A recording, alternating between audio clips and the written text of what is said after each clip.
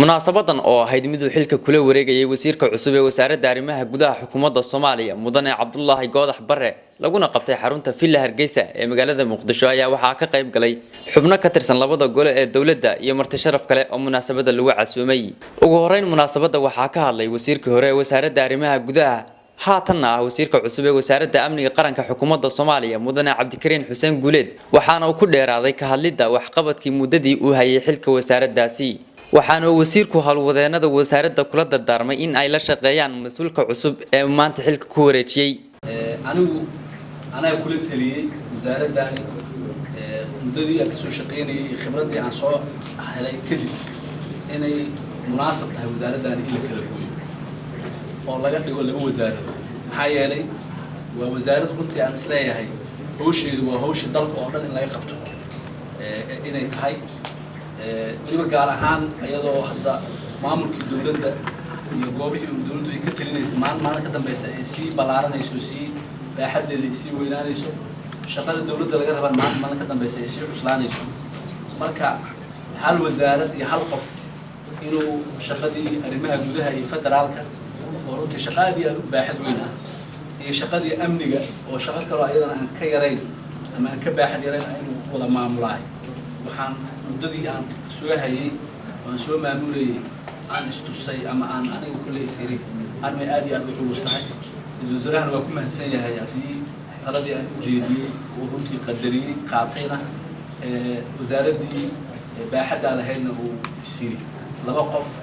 oo labada shaqo kala qabtaa iyo staff kale oo la kala qabtaa intaba in loo baahan yahay waxaan markii ka rajeynayaa shaqaalihii ku haray qaybta arrimaha gudaha ku haray oo runtii ah shaqaalaha wasaaradda gudaha markay midaysnay ugu khibradda badnaa wasiirka cusub ee wasaaradda arrimaha gudaha iyo arrimaha federaalka ee xukuumadda Soomaaliya mudane Cabdullaahi Goodax Barre oo isna munaasabada ka hadlay ayaa u mahad celiyay wasiirkii hore ee wasaaradda arrimaha gudaha waxaana uu ka codsaday shaqaalaha wasaaradda in ay ku gacan siiyaan hawlaha shaqo ee loo igmaday runtii waxaan isleeyahay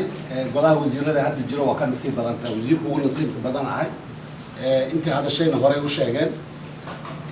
runtii wasaarad wuxuu ahaa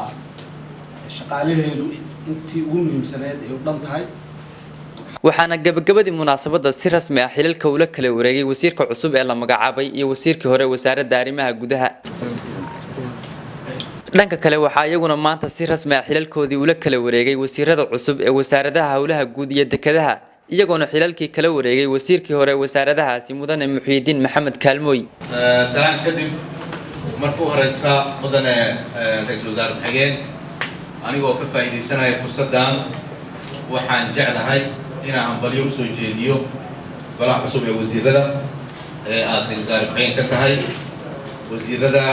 wasiiradan maanta xilkan ku wareejinayana ay xubnaha ka yihiin in aan hambaliyo u soo jeediyo iyo bogaadin مسؤوليتاas ku saabsan aniga oo u rajeynaya in uu ilaahay u fududeeyo kuna xeeb asturo mas'uuliyaddan iyo waqtiga adag oo Soomaaliya ay maanta ku jirto in ilaahay u fududeeyo shuruucdii u degsaneed qorantada waxa kale oo la sameeyay shuruucdii u degsaneed dhismaha jidadka buundooyinka garoomada shuruucdii oo dhan waa diyaar waxaan rajeynaynaa baarlamaanka markuu qofka soo noqdo in loo gudbiyo marka waxaan dhihi lahaa